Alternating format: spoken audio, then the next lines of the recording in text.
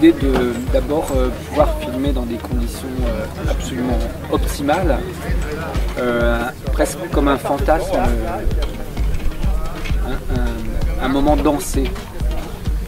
Et donc d'avoir cette configuration avec la nature, avec ce plateau en miroir, c'est comme un rêve en fait.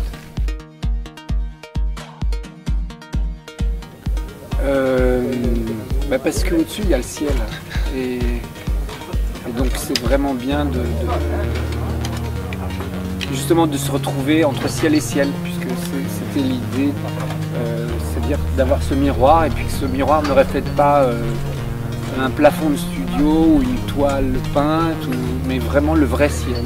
Et en plus il y a une qualité de lumière ici en plein désert qu'on ne peut pas trouver ailleurs. Et même avoir des signes parfois extrêmement étranges, comme par exemple les 2 jours qui ont précédé avec des vraies tempêtes de sable, qui sont vraiment comme une leçon d'humilité, parce que tout à coup on sent que la nature est là et qu'elle décide ou de t'accepter ou de ne pas t'accepter.